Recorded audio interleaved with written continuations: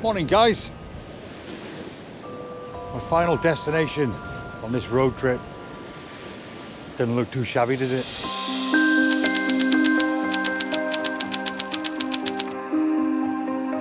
This place is pretty epic. This is Lyme Regis and this is called the Cobb, and I'm joined by Ben again today. And Ben grew up here, so Ben has shown me around for the past 4 or 5 days, culminating in this visit here. He said this has to be the special one. It has all the elements for a good composition or a perfect composition in the landscape, but it's also annoying. It's really annoying. I'm finding it quite annoying. I'll put you guys in camera so you guys can see exactly what I'm talking about. Morning Ben, by the way. Oh, good morning Gary. I've gone straight into it without saying good morning to you. Although to be fair, it is now 10 past 6 and we met this morning at what, 5:15? Yeah.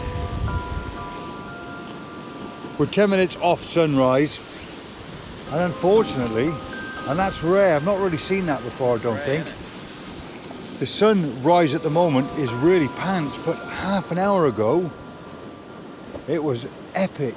So I'm glad that we made the effort to come here early and not just rock up 5 minutes before sunrise. I mean, it might well change, but I can't see it myself, even though we're 10 minutes off. I keep saying high tide, even though we're 10 minutes off sunrise. So straight ahead, if I show you that now, that's the sunrise. But like Ben just pointed out, further to the right, almost like behind us, there's colour in the sky there. And yet, honestly, half an hour ago, that was even more epic than that. I mean, look at that there, that's just awesome. All right, let's throw you guys in camera so you can take a look at what I can see.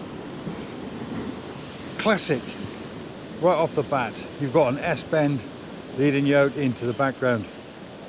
Incredible. The problem you've got is I want to show more of that S-bend off, but in doing so, introduces the building to the left-hand side.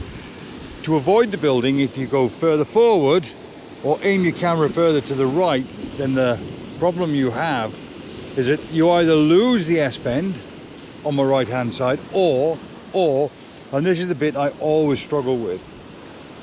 I had a lengthy conversation with Ben about this yesterday actually, is to show off more of the S-bend, something like that, which is incredible. The problem then is the end of the pier ends up in the middle of the frame, and it's almost like I have a phobia of it. I hate it so much. I have a phobia of it, even though at times like this, are you the same, Ben? Yeah, I guess it is yeah. It's weird, isn't it? Yeah. Really weird. Even though, or having said that, at times like this, it justifies it. I know it justifies it. I know it's not an issue, but I still have a phobia of it. It's really bizarre. Right, let me grab a couple of shots.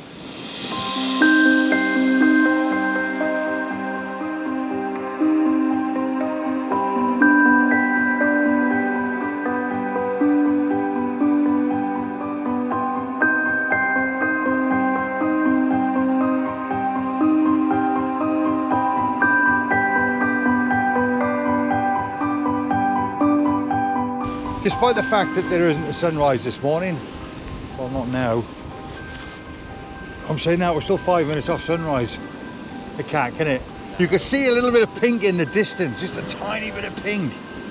Right, one thing I like doing in situations like this is playing around with negative space. So at the moment I've tilted my camera right up, 1/3 of the floor, 2/3 of this rather epic sky, and also I'm shooting this at a 4-minute exposure to try and encourage a bit of movement in the clouds.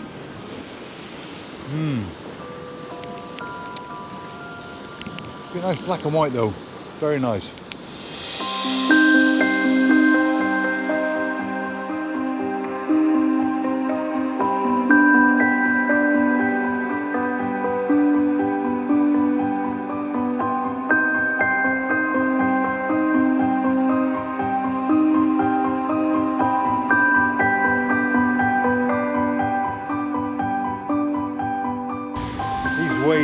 crashing and crashing here. Like that. That would make for a very interesting element to the image.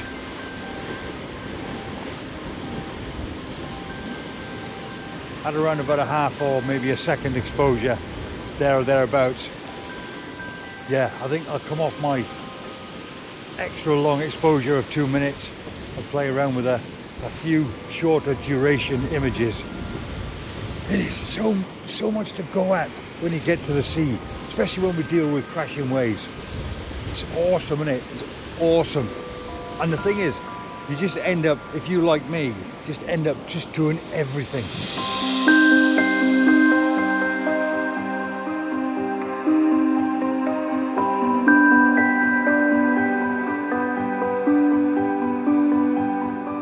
So a bit of a time check for you. It's an hour after sunrise and the sky is looking pretty crappy actually.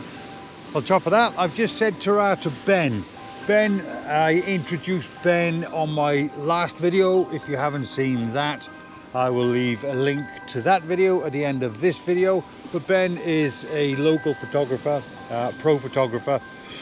Excellent at what he does. So when I leave his links, it'd be good of you guys if you can just head across, check his work out and show him a little bit of love. But carrying on with the vlog, what I've done is I've taken his advice and come further back. Once again, I'm going to throw you guys in camera so you can see what I'm looking at. So that's at 24mm, that's higgledy-piggledy, that's what I'm looking at. I could go further to the left-hand side so that you guys can see the marine aquarium. I could include this building if you wanted to, but what I'd rather do is zoom in a bit, avoid that aquarium altogether,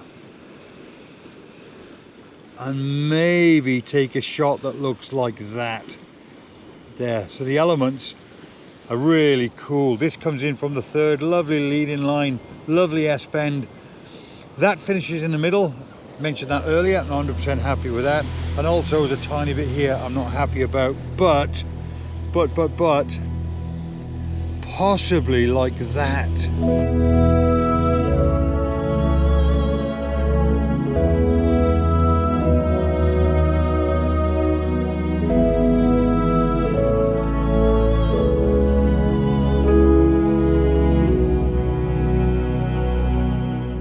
I'm shooting this at a 4-minute exposure. I love shooting really long exposures, especially when the sky looks the way it does today. It's a bit yucky, but when you get the movement, you end up with streaks, and streaks can add elements of interest in the image and also create their own leading lines as well. I've just taken a 4-minute exposure at the end of the pier, and I must admit, it's the 4-minute streaking of the skies that make the image, and especially when I turn the image to black and white and add a little bit of vignetting as well. Ooh, I love that picture.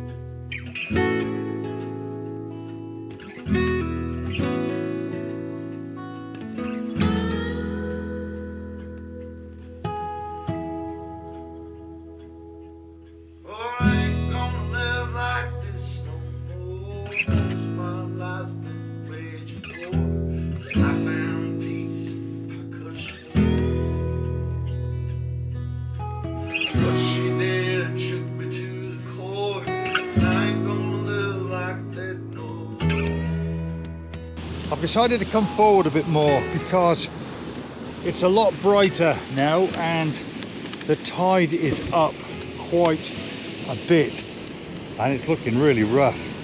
So I'm gonna play around with some faster shutter speeds. And on top of that, what I'm now going to do is take some sped up shots.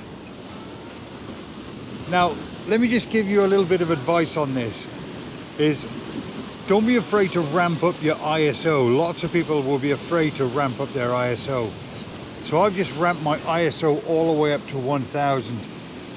And that will offer me a 320th of a second shutter speed at 5.6. That's obviously plenty to freeze that action. And of course a huge advantage of taking multiple exposures while your camera is on a tripod. Means that you can, oh that was nice, oh that's nice. Means that you could stitch, oh and that's nice as well. Stitch. I'll get this sentence out in a second. So the beauty of taking multiple exposures whilst your camera is fixed on a tripod means that you can stitch lots of different waves together. You can combine the images.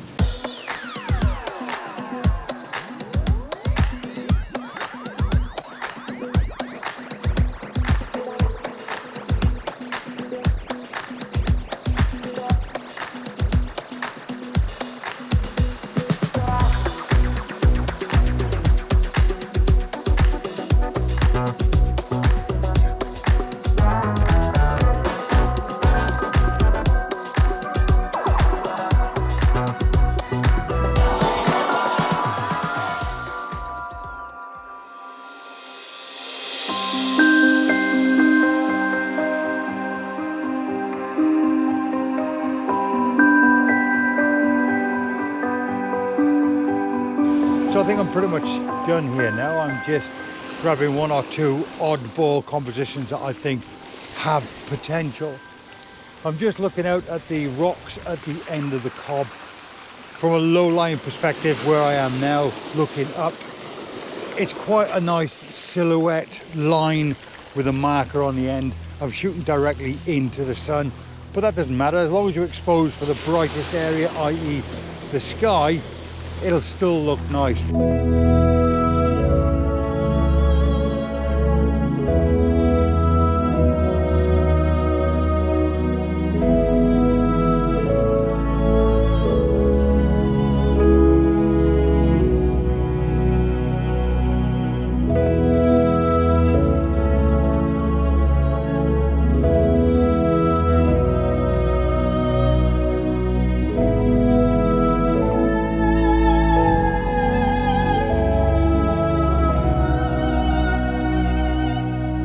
So that is it.